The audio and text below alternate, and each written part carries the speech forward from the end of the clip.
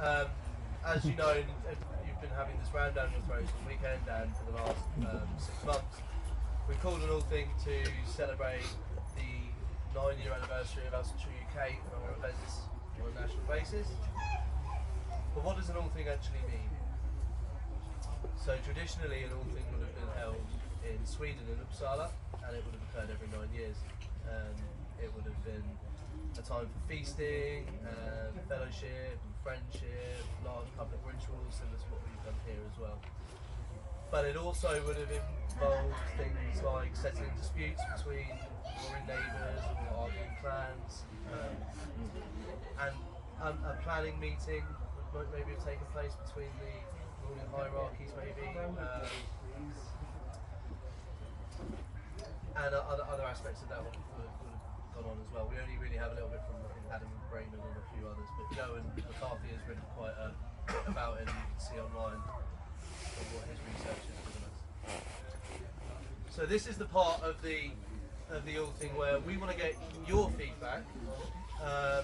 If you have issues to bring up, you can bring them up during the Q&A section. But it largely will be a Q&A section. We have an agenda set, so we will go over the things that we want to talk about, and then the final one will be anything else, and then you can all start shouting. Okay. It's been a great week to arrange this event. I know that we've worked exceptionally hard to make this happen, especially after Asgardian falling through a few years ago. We know that there was a void there, and it's been wonderful to see so many people turn up and travel great distances to be here, so thank you so much for coming. This is a very big deal for us because we really do want you guys to tell us what more you want us to do and try and give us some more projects to work with. So 2 years ago we held a thing where we invited the leaders of various kindreds and allied organisations, and we talked about, with a series of presentations, which was quite embarrassing for a lot of us because we're not great at public speaking, we're not great at it went very well, John. Thank you. You all did splendidly. I cried, so we know it went well. And we came up with projects like the Port Bay project and commissioning God posts and hosting bigger events and publications and things like that. So we do have an agenda set. I don't know if any of you cast your eyes on it. I'm going to bring it up now and we'll just go straight into it. So the first one that we want to talk about is books and merchandise items. So as you know, some of you are sporting wonderful hoodies and jackets and t-shirts and key rings and all those things, but what else do you guys want? What would you like us to start seeing what we can create? Because obviously all the money that we make, we stick into a big pot so that we can fund further events and hopefully make a little bit more on the side so we can eventually buy land to hold events like this more regularly and rent them out. But what other stuff do you guys need? What would you like to see from us? Oh, how to, for the people coming into this blind, how to actually start a kindred, where to actually find information, who to speak to. A lot of people's information can be from last 10 people over there, 10 people over there. Like we said earlier, 20 answers in the middle. Yeah. All different. Like a basic guide, not like say you must do it this way. A basic. You should try this. You should try that. You should try the other. If it works for you, it works. If it doesn't, try this. Yeah. Well, we have the Traveller's Guide to Modern Deedry that Hamish has. Well, yeah. Hamish would like to say something because Hamish just literally proposed that a couple of months back. Yeah. I've literally got the outline of it going on basically how to start a kindred and where to go, sort of thing. But they always say you're a beautiful, beautiful person. Just 2 steps ahead. I'll be in the same Traveller's small size.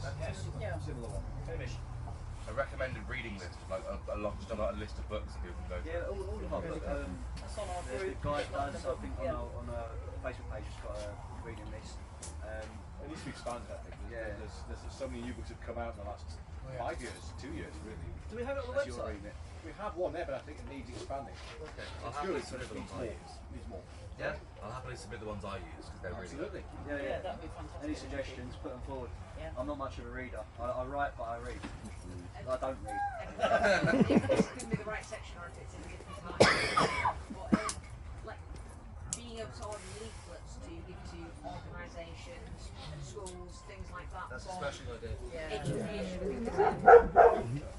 So I quite heavily involved in the vet course, and people ask me questions. We can get started because we have card race. there isn't much information, but a lot of young people have questions and they don't know where to go, and then they end up following the wrong groups that aren't inclusive. Well, we do have a downloadable pamphlet on the website. Print those off you, but I know that PF have also been working at like a similar sort of project for whether it's Druids, you know, Wicked, trying to witchcraft, committing stuff, or whatever, shamanism, etc. And they're the ones they've got are. There's the very well. I'll let Sarah speak. Go on. There was some other ones done by a group in London, I think, which we're going to kind of borrow and kind of refresh. We're in the middle of refreshing for each individual.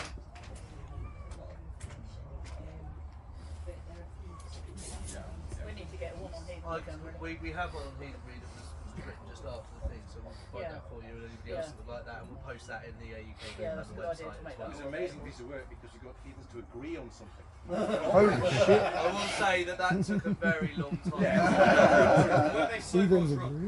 Sober, but we argued about spelling and capital letters and grammar and all sorts. It was a massive undertaking. It's only one sheet. A bit longer than that.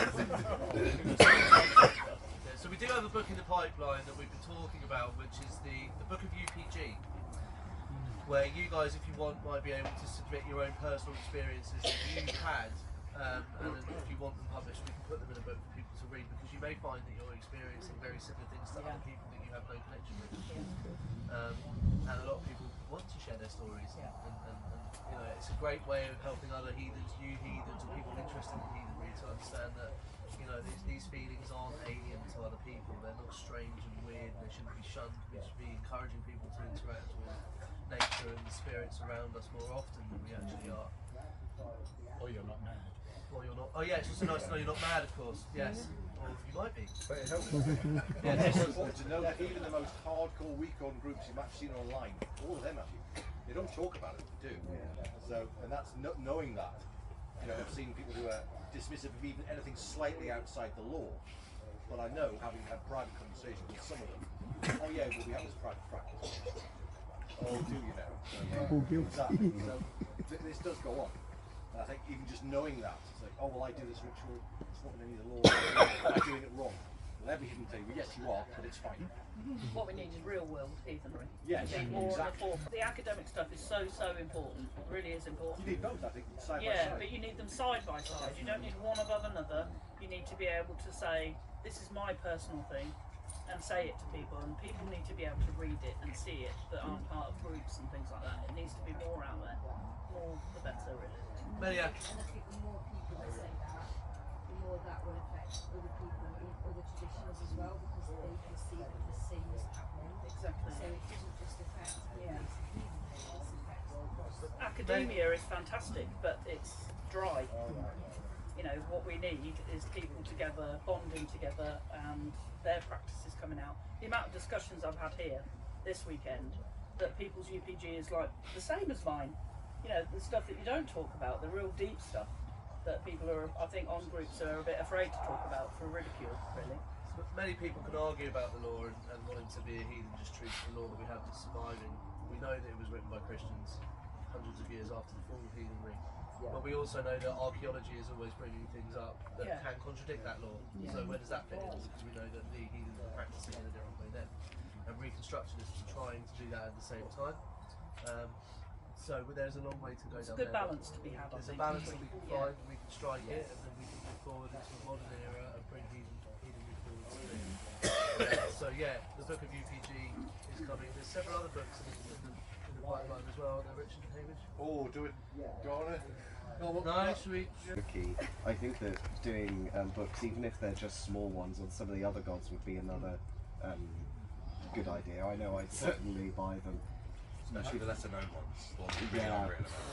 Because it can be really hard. Like sometimes I'll buy a book that's about the Norse gods, but it's framed in a sort of mythology way instead of a sort of religion way. And I know it's not, you know, you can see past it.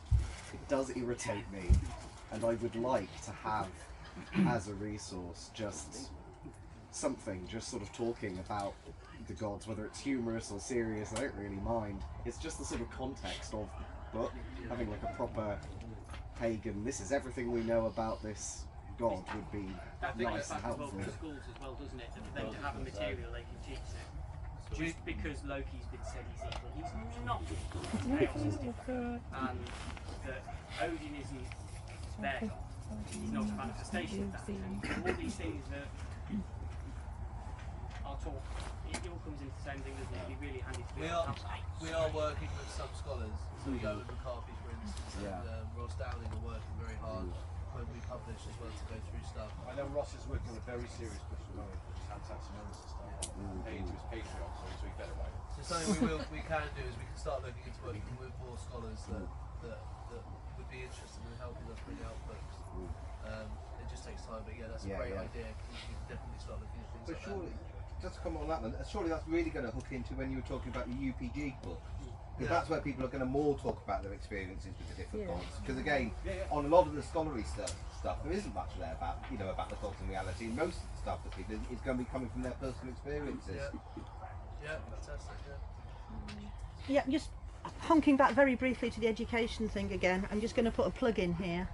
If you are having problems with your schools, and just generally, if this is something that interests you, write to your MPs.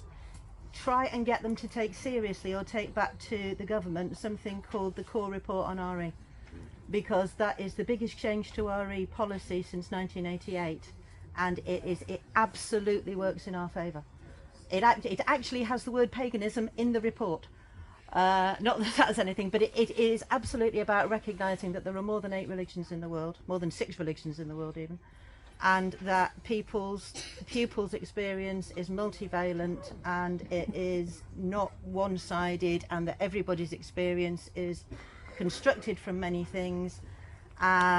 Basically, if we get the government to take this report more seriously, it will work hugely in our favour. So if you're in a position to push that in any way, then please do. It's the core report on RE. On a lighter note, very quickly about just very quickly, on a lighter note, we have talked for many years about a humorous version of the Havamál, what we call not the Havamál. Very silly verse. We have about 5 or 6, if anyone's interested in contributing to that. Security. Yeah, I was going to say, so we have the Senate Sunday or whatever on the UK page. Do we have like a good, up-to-date comprehensive traders list? So, the best place to go for that is the Heathen Marketplace, which is what Gail and Jules run, I believe. Yeah. So then we can tie that in when Senate Sunday comes up, just to give that a plug as well, because they allow daily postings. I think they post at the moment. Well, yeah, we're currently closed for the Old Norse, there are lots of places. Cool. I just wanted to have someone who's worked in schools for 20 odd years. I just wanted to point out that when we are ignored in RE syllabuses as pagans, heathens, whatever, it's not done through malice. It's largely done just through ignorance. Yes. And I wonder how much we can fight that just by being a more visible organisation. Yes, I think we really do I give off 100% agree. a secret society kind of vibe. Yeah. I do think it is a case, especially with our school, for exactly that. They just kind of think that everybody's Christian, aren't they? Or if they're not Christian, they're Muslim.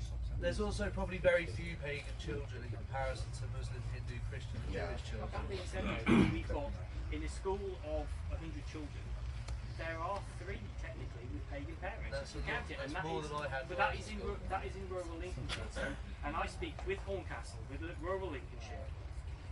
I know at least 4 what we class as Norse pagans, for better term, who don't participate and who won't even really talk to the heathens because they don't trust anymore what everybody's motives is. Because there are plenty of people, as we know from that are very much a very different agenda, and it can be very difficult sometimes for them, I think, if they've already been burned, especially those who've come from other countries. Because I know at least one guy locally who's Norwegian who won't communicate with local language. He just doesn't trust any of us not to be to Brexit. Well, we'll say it's actually better in this country than others. I spoke to an institute from France. He said, as far as he was aware, there wasn't a single group he found that wasn't bad. he was giving talks in England because he said, I don't want to speak to those guys. Well, we'll change that. We will change that. There's nothing we can't do. Okay? We're all here. We're all going to go out and talk to other heathens, and they will know. Okay? We've had several people come up to us and said, well, it's a bit iffy when it came. It was a bit concerned it might be this, it might be that, and then they're loving it and they're having a great time and they're realising that really this comes from a good place. We just want to help you guys and don't want to do anything else than to make it be better for you guys, make it more accessible and help other people that feel lost or alone as well.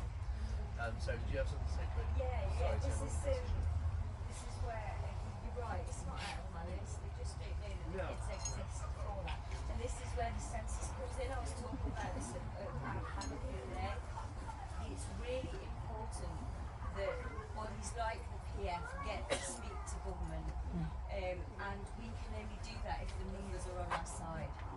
So even though you might not identify as pagan, if you put yourself under that umbrella, we'd have a better chance of bringing those voices together to get these things recognised.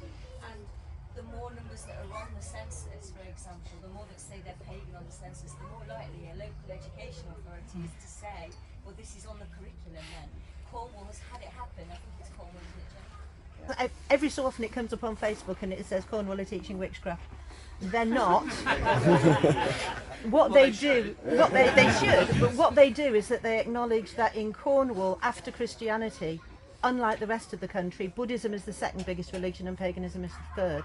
And therefore, because the idea of a locally agreed syllabus is that it is supposed to reflect local religion, odd idea, they therefore feel that they need to include local pagan places of interest, like stone circles, but also local pagan groups and places of worship. So it works, although it's not on the syllabus as such, and this is a really common misconception, it doesn't mean they can't teach it and that there are materials there. Anytime an agreed syllabus is written, there is the chance for the local authority, and I'm involved with the one in Darlington at the moment, that although we have a sort of generic agreed syllabus, because Darlington is a very Quaker town, we feel that there should be something specific on Quakers in there, so we're writing it.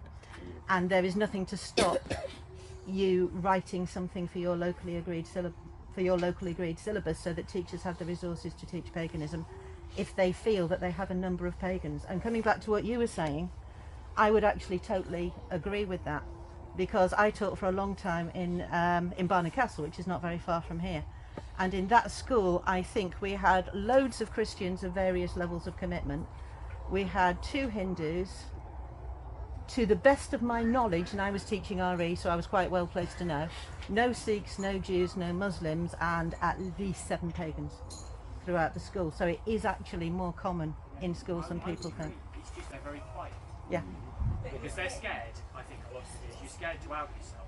Yeah, but then it's just being vocal with put your hand up. It'll be interesting to see what he says. Yeah, absolutely.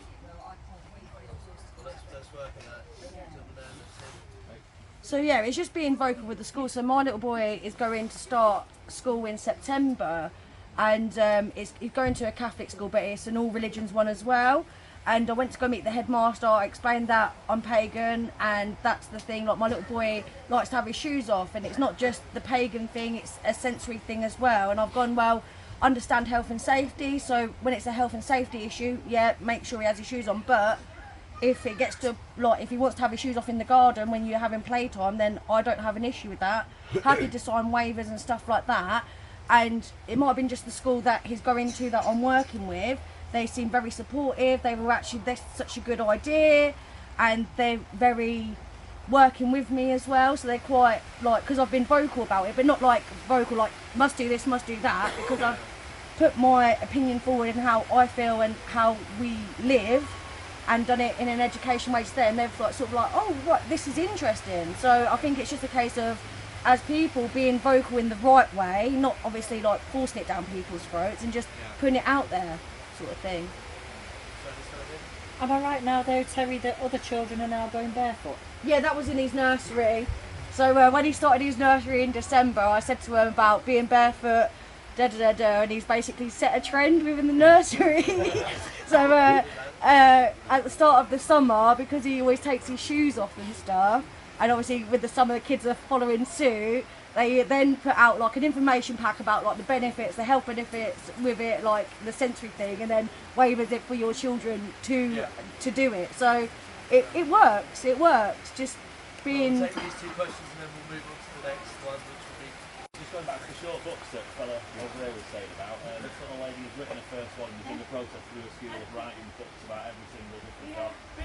All pictures and everything.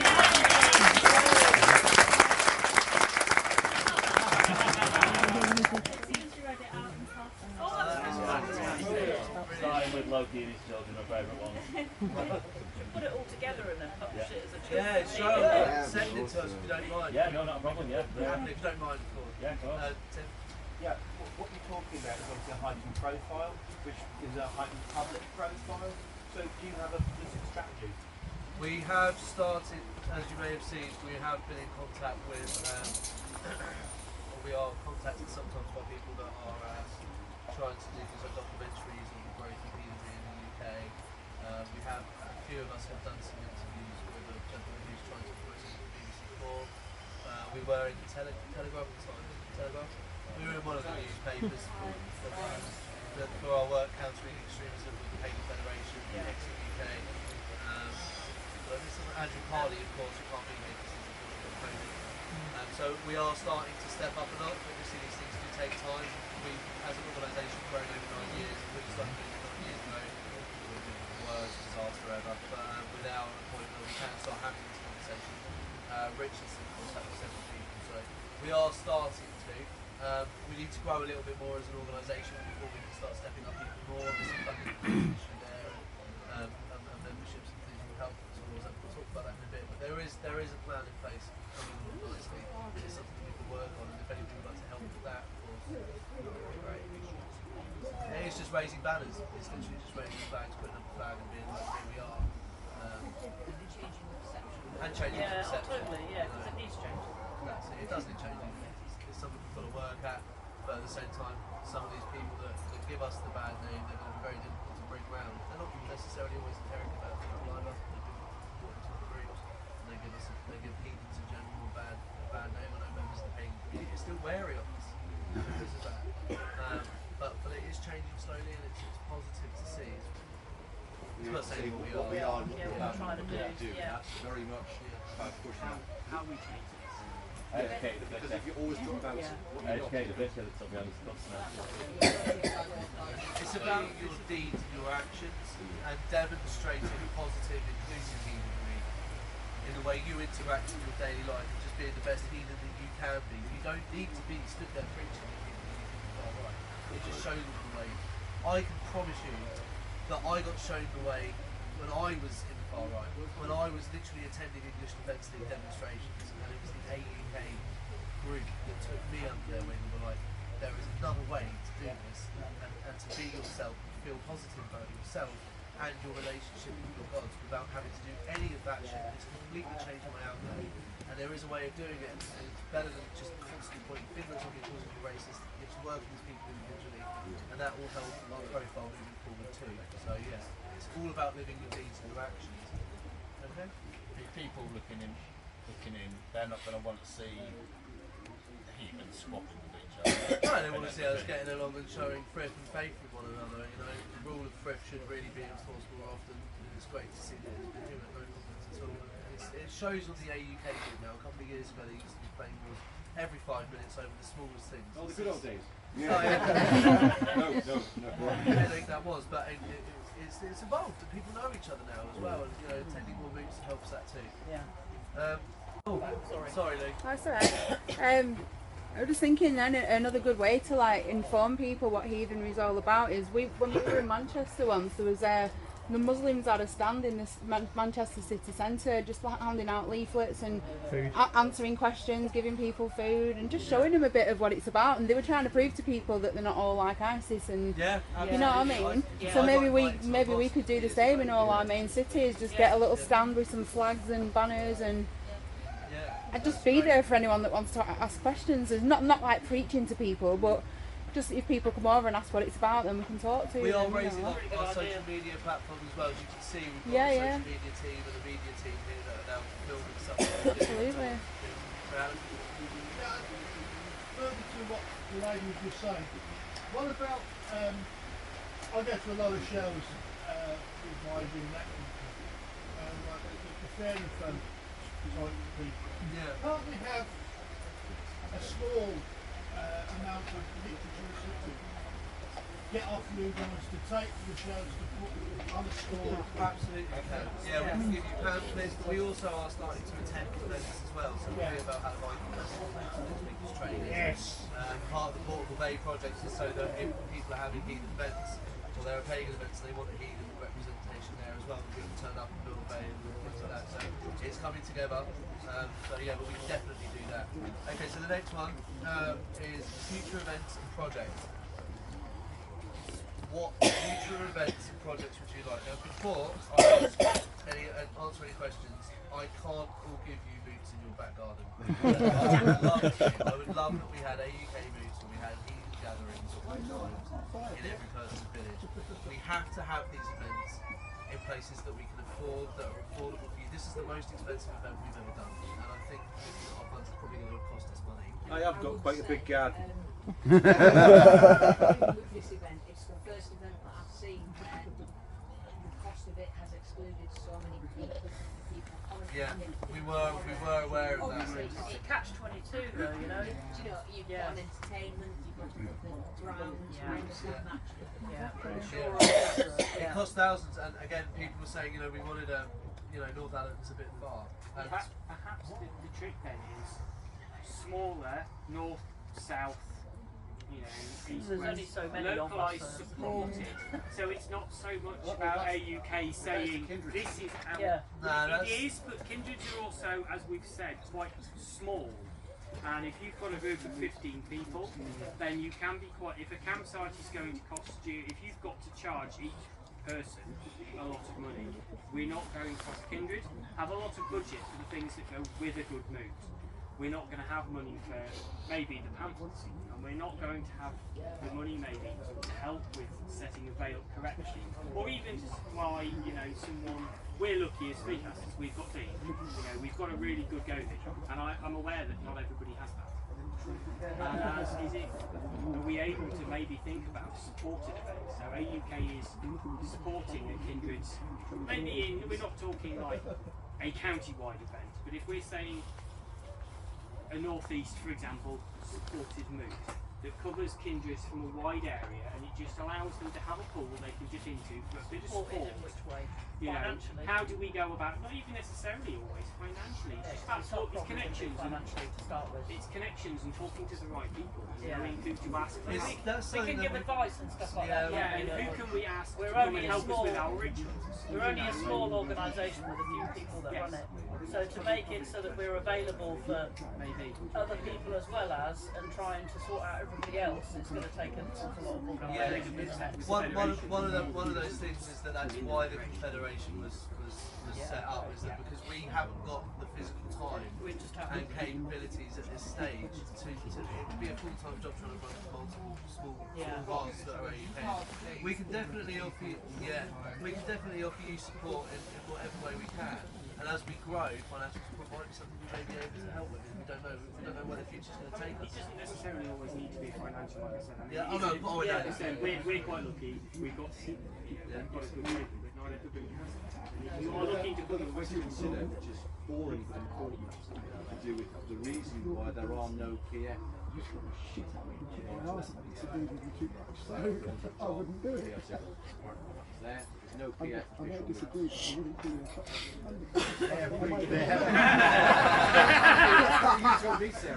only one, and it runs in just because of the amount of people that are in that district. Okay.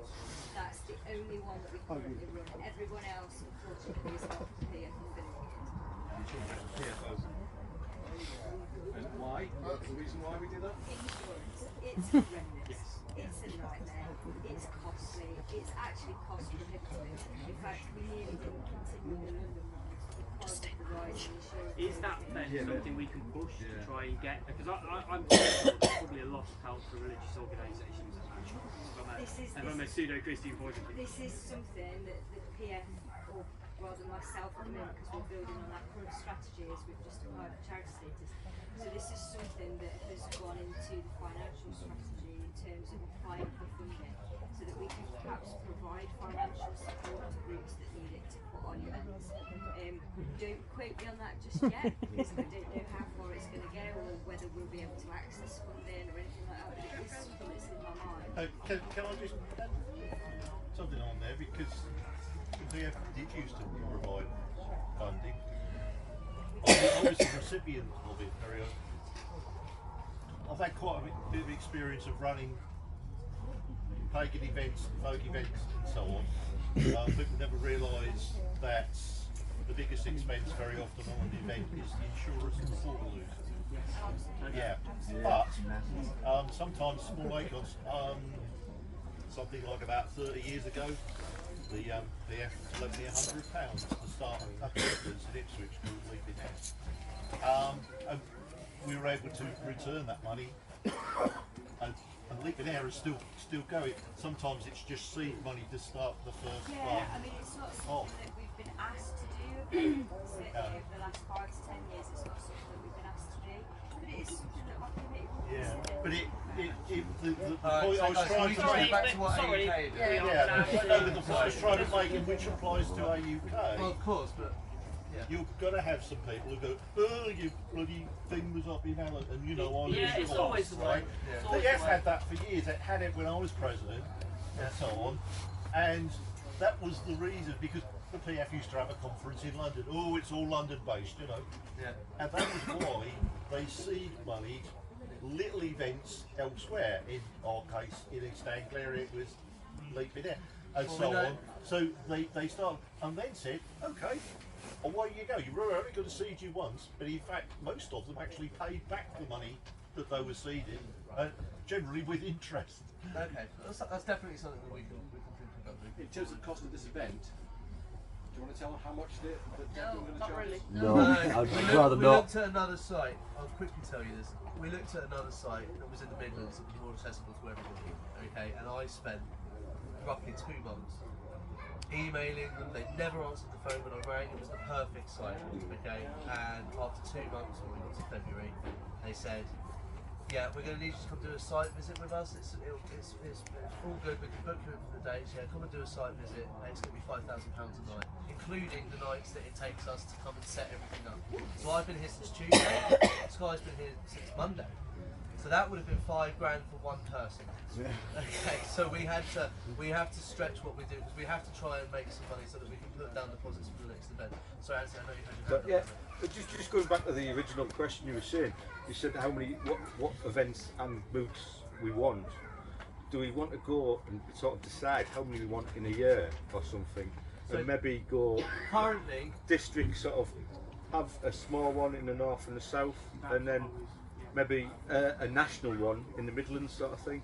Yeah, I know so we've come from Surrey. I know I don't sound like that, but we've come from Surrey, and when it was first advertised, yeah, it'll be alright driving up north, and it sort of got to a point where you're thinking, right, we fit everybody in one car because the petrol's going to cost a fortune. Bad my French, but that's it. So I mean, maybe if we sort of decide how many we want in a year and put them in different districts. So we currently, and the a way national we've one. done it traditionally is that we've had one moot in York, which is the moot that we have every February that coincides with the Viking Festival. We've outgrown the site that we use, so we are looking for a new site, hopefully in York. That's our static one. It's a hat tip to the fact that's where the last heathens were really practicing on a large scale. And it's, for us, it's sentimental for AUK because it's where we first met. And it might also be that one day we have like a heathen shop that sells things there and has a shrine out the back. You know, that could work for people that are visiting. It generates tourism. That's a long-term dream that I have in my head. The other one was a wandering camping moot, which has changed slightly, as you see now with the God posters centred around that. And we used to go to Lincolnshire, we've been down to Cornwall as well, Devon. So we have got, yeah.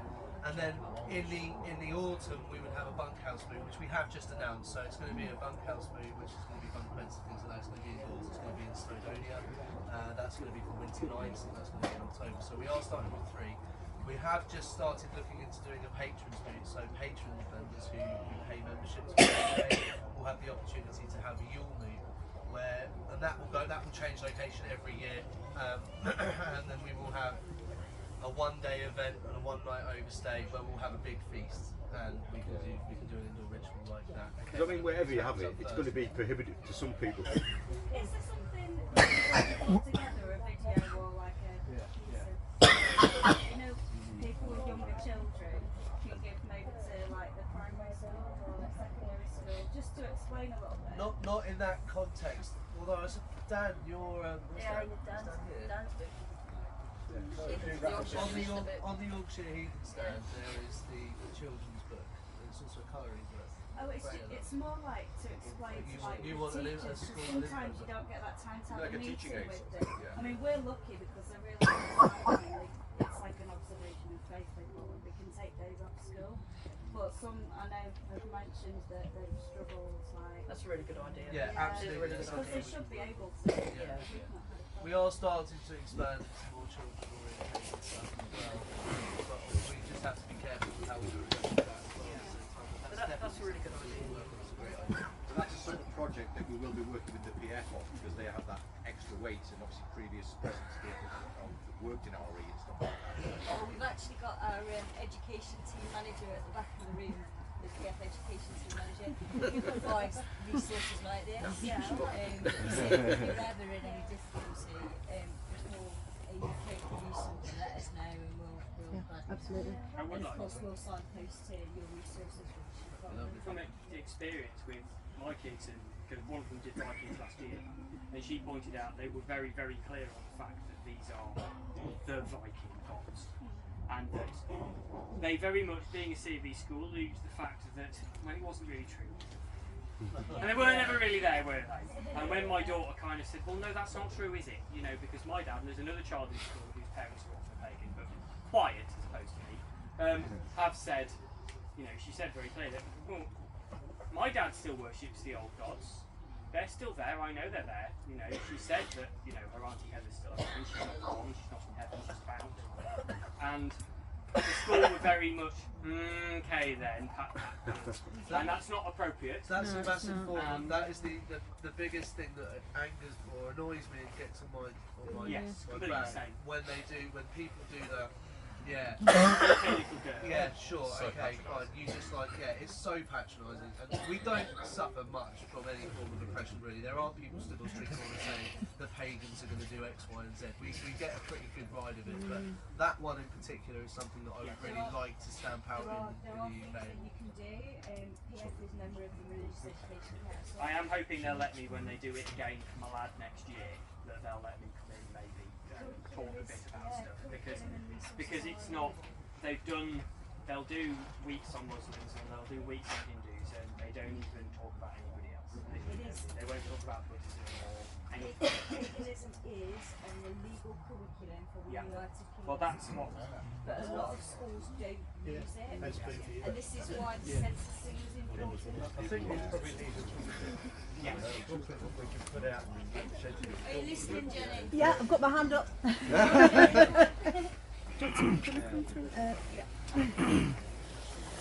I just say that what you've described, the reaction you got from your school, is absolutely illegal. Yes. And well, I'm aware of if you get in touch with me or anybody else, I will speak to the school on your behalf. I have big words that are magical. Things like 8 protected characteristics and that sort of thing that scare the hell out of you. It's one of the things that's pushing me to go back to university and stuff and do history and things, so that we can actually teach properly what happened, rather than Vikings had horned helmets and all that kind of thing. You know, it's not appropriate in a modern age to be teaching that this stuff is all past. I think that the way that we go in is double-handed. The first hand is you can't do that, it's illegal, it's discriminatory, here is a load of legislation that tells you why. And on the other hand, we need, but you don't know what you're talking about, so let's help you. Here's the stuff that you need to be able to do it well. Education is everything. Yeah. Jenny and her team come in, and they jointly work with the advocacy team, don't you, so that you can, you know, there's a joint approach. So there's the advocacy there, and there's also the resources and the support. So actually the curriculum is here, please use it. I'll try and catch time to talk to you. Yeah, sure. Did you have a question on this? I was just going to say on the topic of like merchandise and stuff, like idols and altarpieces are really hard to find. You can find them on Amazon, and there's a few like metaphysical websites, but I think I think a lot of people as well really like it when we spend money on these sorts of things. We want to know that it's going to be reinvested into the actual pagan community. The fundamental ethos of how we operate is that all our funds go back into the heathen and wider pagan community rather than they go into pagan. Johnny is working on that. I'm going to say I'll field that one if I may. Basically, it's something we're working on. To try and get the god posts and everything out for the events has been the priority at the moment. But that is something that is in the works, and it's something I've discussed with many over this weekend. So just watch this space. Stand up, They are coming can't hear you. Stand up and say all that again. So basically, it is something that is in the line. We are going to base some of them off the god posts that are being created through UK, and we've also done a couple of trade deals with the kindreds where we can use their images for it as well. So we're just trying to work out a couple of kinks on it. But getting these god posts out have been the first priority. Sorry, so you're looking like around the tail end of summer, you're going to see that sort of stuff come out, along with Al, I don't know when he's in here, he's actually built a ritual kit, a mobile ritual kit, just a little bag, and we can do it in boxes and stuff like that, so it's something that you can travel with as well. All that is coming out. There was a survey that went out probably about 12 months ago now, and we're just sort of ticking things off bit by bit, but it just takes time. So it will be done, and they are coming out, and as Jack rightly said, it all goes back into UK anyway.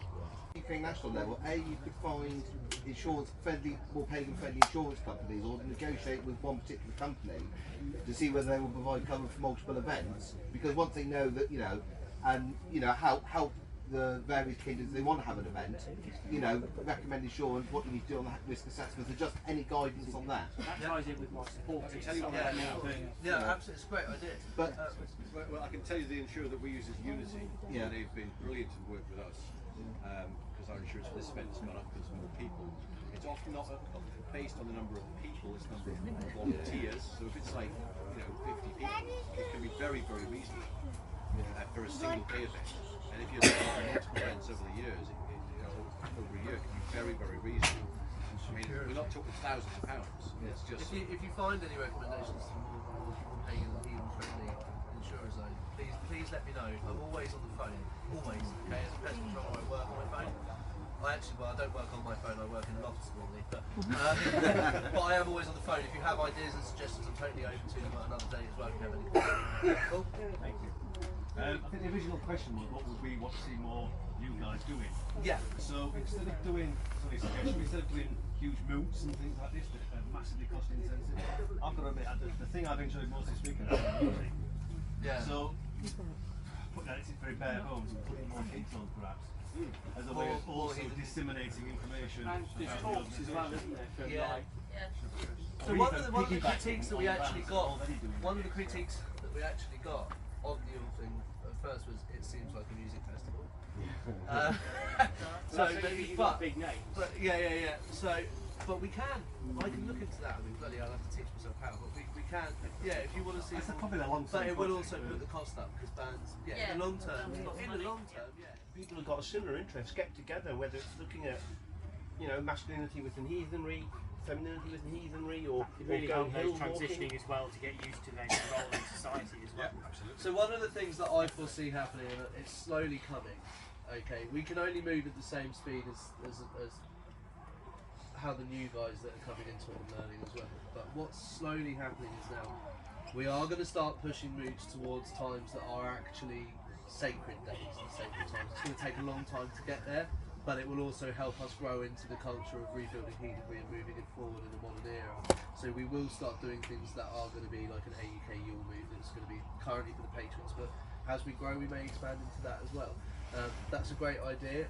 I've always said that one of the things that I'm interested in with having children myself is how we develop our children and being comfortable in their paganism, and attending events like this is so helpful for them.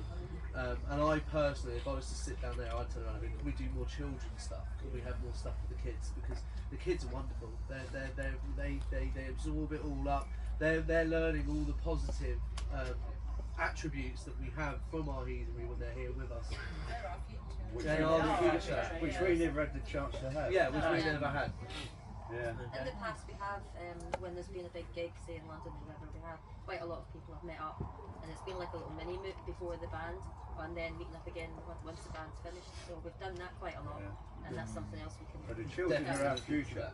Yeah, the children of the future. So yeah. Yeah. Right. So if anybody, sorry, Wolfie, I didn't think you had a hand up there, mate. I was just going to say, nature veneration is a huge part of even honouring land spirits and stuff like that. So I was wondering if it's possible in the future, just small like environmental events, like taking up litter on beaches or talks about like environmentalism from charity groups like PB or stuff like that. So we can. That's a wonderful maybe that comes into supported by type. Yeah, absolutely. Well. To say to someone, we're look to AUK as a kindred, we're looking for someone who's more experienced with the Landthing, and can you point us in the right direction? They can then give you someone who will be able to talk you through what you need to do to do this. Yeah. Could also go out and plant trees as well. And in the future, you spoke Fight about, deforestation. About buying land. If we built something on land or we owned land, I would put these on there as well. There would be. It may be. Look, it may be that we end up buying a really crappy piece of land that's disused and not looked after. It's got nails and trees and things, and we actually have to go there and actually. Well, we will have to go there.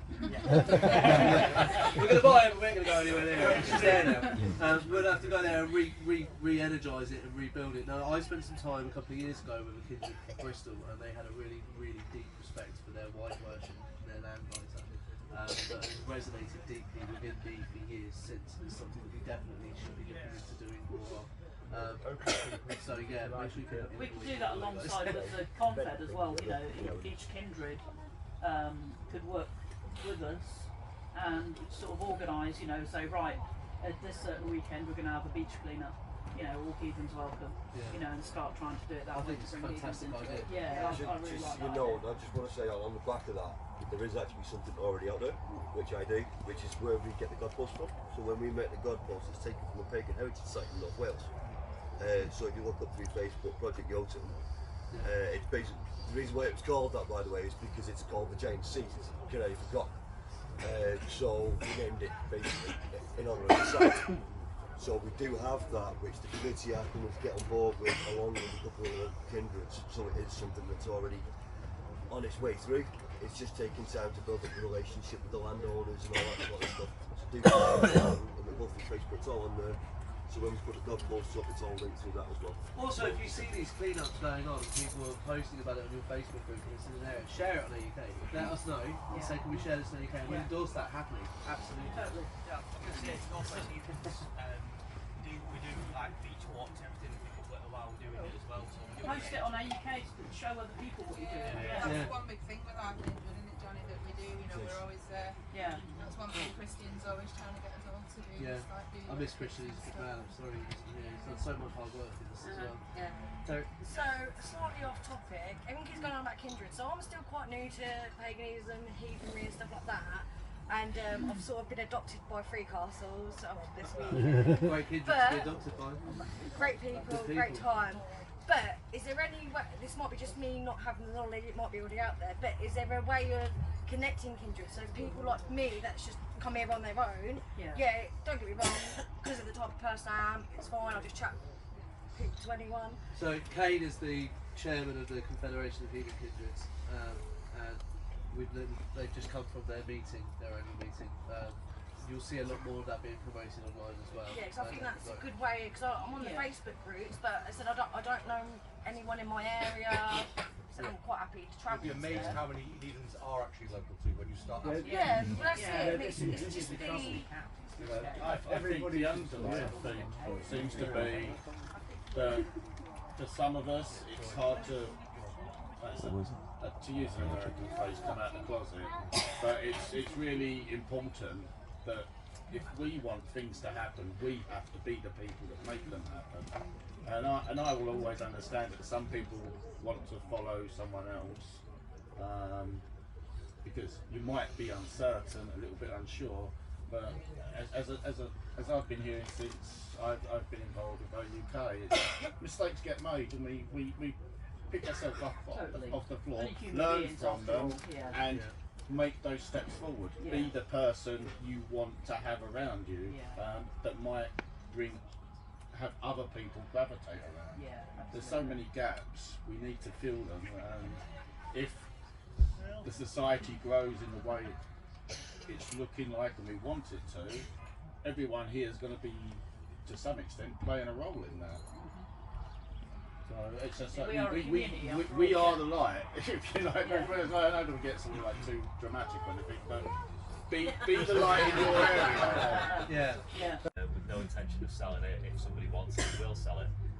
I went to him and said, if we maintain it, can we use it for whatever we want? And he said, that's great because it stops travellers living on it and stuff. So we were going to do something with a bit of a bit of a holding to it, a small holding or something on it. So I don't know if that can be used for us. Does it come with permissions? You know, because sometimes there's like little waivers where you can't build on something, you can't put a structure. What's in the actual deed itself? There are ways around them permissions. There is ways around them. It's deemed as agricultural, which is what we were going to do with it. Is we were growing, so we can do where we used to live. We were on the side of a 1,000-acre estate on the side of the fell. We used to be growing our own stuff. But if you grow your own stuff on site, you're not allowed to take it home and eat it. You have to say that you're selling it. But the way around that is you can put an honesty box, and everything you don't sell, you can take home and eat. I know fishermen. I know fishermen in Cornwall that literally take people out to fish for mackerel, but they can't sell the mackerel from Cornwall, so they either chuck it or As soon as it is the dock, if they don't sell it, they're allowed to take it home if they're smart enough and they register it. But you can put an honesty box. Over Preston Way, Forton. Do we want to become a community interest company, or do we want to become a CIO? Do we want to become a full charity? All of those have positive things. I know Johnny's already formed his group as a CIC, but each one of those has pluses and balances to it. It's very, very complex legalese stuff, but it is possible. But it's about, as a charity in the UK, what will our charitable object be? Very boring lingo, but it's like, what are our goals? Are they to make Heathbury the best it can be? Sorry, that's not acceptable. It needs to be better than that. That won't work as a charitable object. Do we do it as educational? Well, that's great, but we need to be more than that. You don't just be an educational charity. So it's defining those things, not just for what we want, but what are acceptable to the charitable commission. Now, the advantages of doing the small charity thing, you don't have to do accounts. Fantastic. However, as we've grown and grown and grown, as more and more events, we're now falling into that larger charitable thing, so then we're going to have accounts. Or we're going to have an accountant and things like that. And very boring but very important stuff, so that things don't fall over and end up all horribly wrong. So charitable status is something we definitely want. And we're kind of learning from what the PF has done, and they're very much on the verge of becoming charitable. So I'm going to very much, well, not me, but the whole committee and members of AUK are going to pull together to sort of put that together, so sort of follow their route in a sense. So once they've made it through, because the PF applied once before and got rejected because of what they put in there. The PF have done a different approach now, and they're probably, fingers crossed, going to become accepted. And we're going to try and follow that route. And this is another thing about learning from other groups. So don't just be like a solo little thing. The only pagan group I'm aware of that has religious charity status is the British Dry Dory. No, it's not. No, there's others. I beg your pardon, you're right. Pagan Aid has charity status as well. And that was an absolute bitch to get. But if that's the route you're wanting to go down, Suzanne Owen has written quite extensively about how they did it. Graham Harvey is a person to talk to. There are people out there that will give you advice on what exactly the Commission are looking for. Would you all like AUK to be a charity? Generally, being a charity would be a good thing. Do you guys, would you like to see that happen? Yeah. I feel personally, not knowing very much about that, but I would feel like it gives me some more leverage when discussing it. We have registered charities and everything. If it gives us more clout. Yeah, that's it. It's about that lending legitimacy to it as we speak to bigger organisations and things like that. And plus, as we get bigger and as our funds get bigger, you also need to know that we're all held accountable for all the accounts. Yeah. You know, I know that it's not a question at the moment, but if you're talking about thousands of pounds, then you need to know that that's a secure thing. That's when it comes to that, we had a chap in. One second, what else? we had a chap who came onto AUK, made a big. He just basically walked into the room, dropped his kegs, took a shit, and then walked out. and then decided to start posting all over Facebook that we were some sort of like money leeching organisation, because on our website it says become a Patreon member, donate now, one time. We're not very good at asking for money. No. I ended up explaining to him that in this group, just saying, you know, that we actually use that money that goes back into the community and all this, and then showed him pictures of the God post and stuff. He deleted everything, but it's that image. And if you say that we're a charity, we're held accountable that way. You know, it doesn't just mean that we're not just held accountable by you guys, but we're actually the law protectors as well. You know? And you already, most of you know us. You know that the case is what we say. We hold each other accountable, don't we? Oh God, do we? Yeah. God, we do. Yeah. So it's really. Daniel. I just wanted to point out to everyone that if we did go down this charity route and we didn't achieve it, it shouldn't ever be looked on as a failure. Because the Charity Commission itself is a bloody awful organisation. I'm glad you said that. Because we did try once a couple of years ago and we didn't submit it because right after we'd signed all the paperwork we looked and realised that we'd actually spelt the name of AUK wrong. We spelled it Asatru. Oh, we got a new name. Yeah. That's the company car. That'll be our number. Yeah, I was just going to say that sometimes when I'm trying to explain sort of what my religion is, I've been asked, so is it a cult? Yes. Yes. Yes, definitely. The best cult. Well, yes, but actually, yes. Explain it without having, like, sometimes I have pointed to the UK website just to be like, it's this. Look, this is the sort of group I'm involved in, but being able to be like, oh yeah, it's a registered charity. Don't worry. It would be so helpful to even just sort of my personal confidence in being able to explain to other people who aren't pagan what's going on. But there's a lot of elitist public schools out there that also have charity status. So it's not as though it's a massive. I watch a lot of the Netflix documentaries. They show you stuff about cults over in America. I can promise you, having watched them, we're not a cult. Not like that. Right. Any other questions? We're a cool cult. We're a cool Depends on who the members are. It's 4-3, so next, community involvement.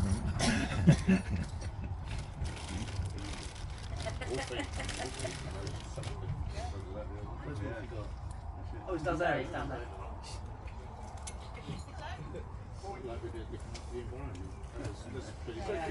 Community involvement.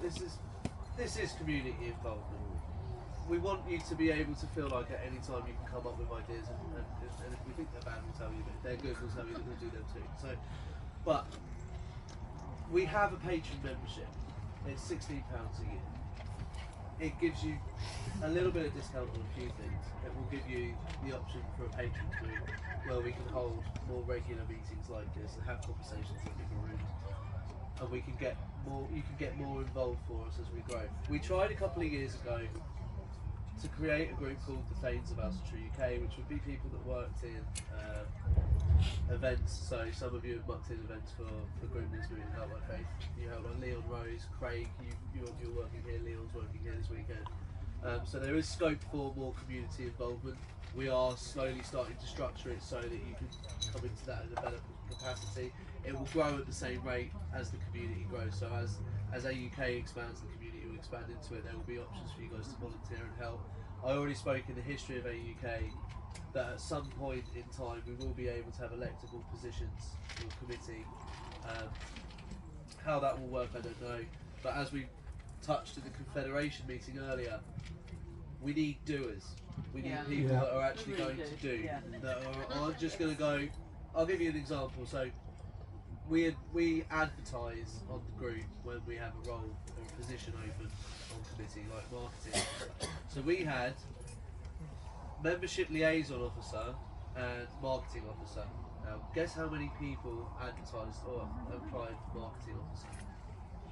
None. We had none. Guess how many we had for membership liaison officer? We had like 12. Okay, because membership liaison officer sounds like, oh, I can just talk to people and then have marketing is hard. It is. Yeah, Events, it's hard. marketing is hard. Events is hard. Being the chair is hard, treasury is hard. There aren't roles that are just there to sort of sit on. We need doers in the community. You're all doers. You're all here. Most of you are involved in kindred. Some of you are starting up your own kindred. Some of you here are forming bonds with people you've never met before. And you're now going to be like, well, I want to see that person at events every year. I want to do this. I want to do that with them. That's all part of it. If you have ideas for community involvement, please tell us, because I want more community involvement. Sky wants more community involvement. Jack and Phil literally are community involvement. That's all they do. You spend all your time travelling around the country to events. Talking, meeting people. I love it. Drinking mead. Drinking mead. Copious amounts of mead. So, have you guys got any ideas for greater community involvement? There's like many literary references, like Groagalda, Hervada Kvidar, and there's a story where Freya, it takes someone to speak to Angatyr and talk about a curse that's been laid upon him. Well, all at night. What an incredible suggestion. Okay, I did say at the beginning of this, there's nothing we can't do if we work together. So obviously, I'm not suggesting we make Christians bend to it. Non-religious sites. On a regional level, that may work in tandem with what we talked about with the Pagan Federation earlier on in this meeting. But it may be a case that if there's a want for that, I mean, I would love to have a chat with my granddad. And maybe that might be something that the kindreds can work on as well. We can offer support in whatever way. But that's definitely wow. Okay, one thing I would say remember with that though is that what you've got to battle with that is going to be the local population who think that teenagers hang out in graveyards and cause trouble. Yeah. I mean, so if the gates are unlocked to a gravesite, they are going to say that. I speak authority run, so you would need to contact your local council. I speak as someone who was one of those kids. A lot of vandalism who used to hang out. Yeah. My local graveyard has been vandalised. It's not something I think we could do It's not something I think we could do on a national basis, but it may be something that on a small local basis where, as John said, if you need some sort of needing support, we could do It's that. quite dependent on where you live as well, because where I used to live, when I lived up here, we had St. Christmas churches right quite local to where I lived. We used to go there, not that was kids misbehaving, and as long as nothing was vandalised or damaged, the local priest didn't care really. He thought, well, if you're into the church and doing something that isn't trouble, we never damaged the vandal. Yeah, exactly. Yeah. So, This is going back about putting gigs on. We used to do a bike rally that was like over 1,000 people, and I was responsible for like booking all the bands. So if you did want to go down that route, I'd be more than happy. So I'm looking at one of the expansions that we're looking at on a level is starting to develop teams. Now I know some of you have pitched in wherever you can, and there's actually a want to help in that way, which is going to fit in nicely to the next part of the agenda. I'm not looking at my friends in the room, it's just which is two down, but yeah. That's great. Could you pick my brains about that at another time? Because if you think that there's a demand for more music orientated events that we can put on as well. So patron membership, I feel like that kind of ties in. I'm not going to sit here and preach and tell you all to give us your money, but we have addressed that the patrons weren't really getting much attention. They were sort of, you're still technically like investing in it. You're making donations of about £1.50 a month, and you want to see what we're doing more of. So we have brought out the patrons moot. We are ironing out a site that we can use. It's going to be in the first week of December, second week of December. It's going to be a Yule moot. We're going to do a big block load. It's going to be an overnight stay. We're looking at scout camps and things that can accommodate our needs for that. That will be a wandering moot that will go around the country as well. We'll change it up each year. And just incidentally, what I remember now, I hope the Confederation don't mind me just mentioning this if you guys are all here as the reps, but there is plans now for the Confederation to also hold a yearly moot, and that's going to change with each kindred. So there will be more heathen moots going on, and AUK will be attending that too as well, so we'll bring the things that you're used to. But I would recommend being a patron. Every member of the committee is a patron, obviously. It gets you a little bit more information before releasing to anything else. It gives you a chance to ask some questions in a more quiet room without getting people that never attend moots and you don't know jump down your throat just for asking a question, make suggestions. Adele?